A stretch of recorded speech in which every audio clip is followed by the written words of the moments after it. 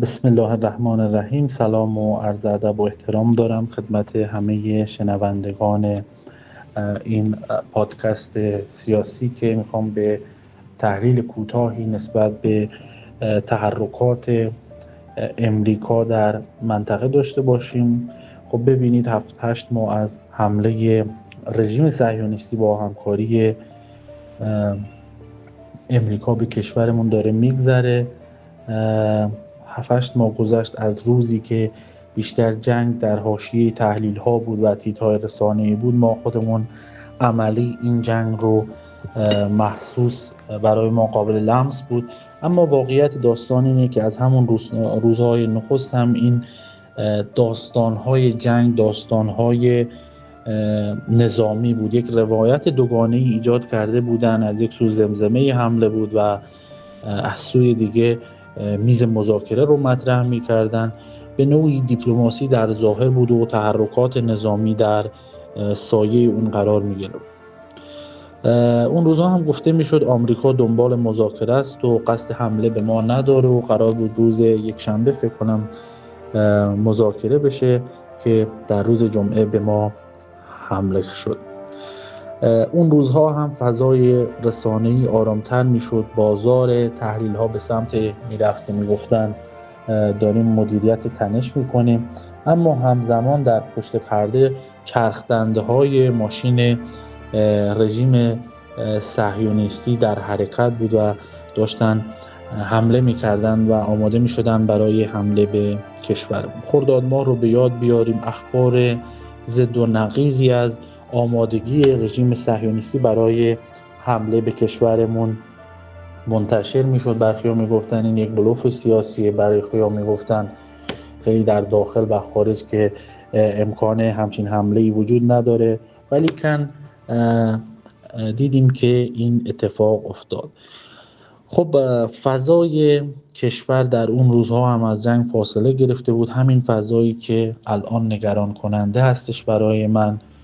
بعد از این حوادث یک تجربه‌ای و یک درسی ما باید می‌گرفتیم که انشالله گرفته باشیم. آیا دوباره به اون سمت میریم؟ آیا دیپلماسی الان در اولویت امریکا و رژیم صهیونیستی هست یا نه، یا باز پشت پرده دارن به اون سمت میرن؟ امروز که بوی جنگ پررنگتر به مشام میرسه، سناریو باز برای من آشناست. مذاکره‌ای در ویترین مسقط داره انجام میشه، اما تحرکات نظامی رژیم صهیونیستی همچنان و امریکا همچنان در منطقه زیاد هست. آماده باش اونها زیاده. وضعیت جنگیشون، حجم تجهیزاتی که آوردن در خاورمیانه امریکایی ها و کشورهای غربی قابل توجه است. یک نکته خیلی حائز اهمیت، دفتر آقای نتانیاهو در خرداد ماه هم اعلام کرده بود که بر سر حمله به ایران اختلاف نظر دارن. یک فریب رسانه‌ای بود که امریکایی ها مانع حمله به ایران خواهند شد، ولی که این اتفاق نیفتاد. حالا هم پس از دیدار آقای ترامپ و نتانیاهو در پشت درهای بسته و اینکه اخبار ضد و نقیضی از اونجا درز میکنه که آقای ترامپ هم اعلام میکنه ما به نتیجه قطعی نرسیدیم و دیپلماسی ادامه داره، این جمله برای من یادآور اون اختلاف نظری هست که اون روزها هم رسانه‌ای کردن ولی بعدها مشخص شد یه فریب بوده.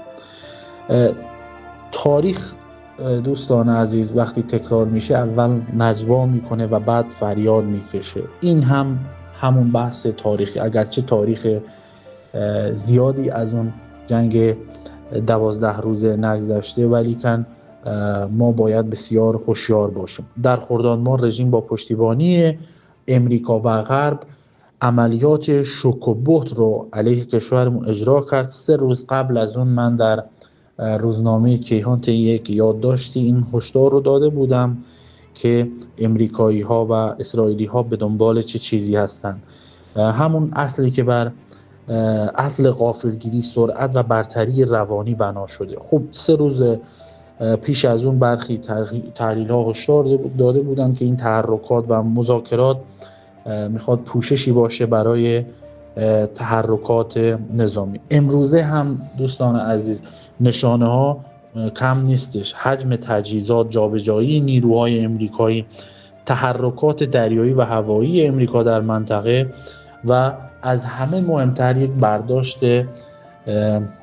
خطرناک در ذهن تصمیم گیرندگان امریکایی و غربی و صهیونیستی است. این تصویر که جمهوری اسلامی در ضعیفترین وضعیت خودش قرار داره، این طمع اونها رو برای حمله بیشتر خواهد کرد. این محاسبه‌ای که در اونجا صورت گرفته انشالله که محاسباتشون هم اشتباه هستش. خب در سیاست بین الملل ادراک ضعف گاهی از خود ضعف خطرناکتره، چون طمع میاره و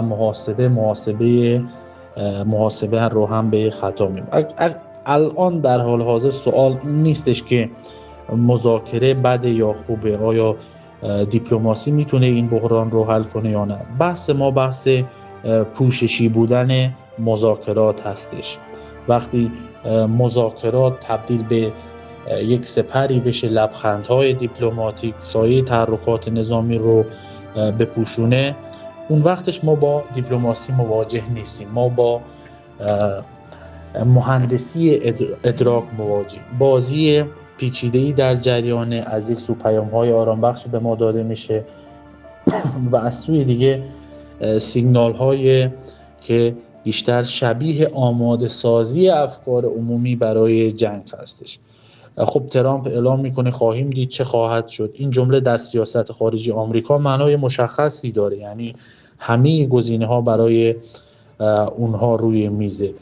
امروز دیگه جنگ فقط موشک و پهپاد نیست. روایت‌ها، زمانبندی و غافلگیری خیلی مهمه و شاید مهمتر از اون جنگ بحث اعتماد باشه. اگر تجربه خرداد یک درسی داشته باشه، اون هم اینه که مذاکره‌ای که همزمان با آرایش نظامی پیش میره نیازمند هوشیاری مضاعفه. امروز جنگ محتمل‌تر از هر زمان دیگری به نظر داره میرسه، نه به این معنا که حتما رخ میده. ما در علوم انسانی اصلا از واژه‌های قطعیت و حتما استفاده نمی‌کنیم، ولی کن محاسبات و تمام شرایط این فضا رو نشون میدن که به چه سمتی خواهیم رفت و ما باید بسیار هوشیار باشیم که این تجربه تلخی که داشتیم و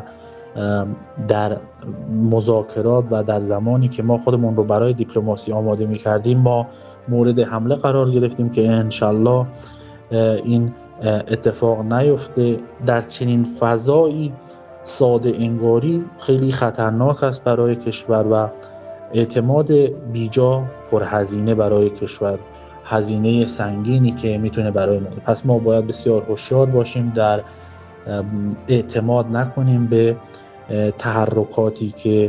تحرکات دیپلماتیکی که اینها دارن و ما بیشتر باید مواظب حمله نظامی و دیگه غافلگیری نیست. اگر امروز حمله‌ای بشه ما نباید خودمون رو گول بزنیم بگیم ما غافلگیری شدیم باز روی میز مذاکره بودیم، چون شواهد و قرائن این هشدارها رو از قبل به ما داده بودن. خب تقدیر و تشکر میکنم از همه عزیزانی که این پادکست رو گوش دادن و انشالله سعی میکنیم این رویه رو ادامه بدیم، چون دوستان خیلی از ما سوال میکردن راجع به تحولات دانشجویان و همکاران و دوستانی که بودن که به چه سمتی خواهد رفت این وضعیت. حالا گفتیم اینجای صحبتی داشته باشیم.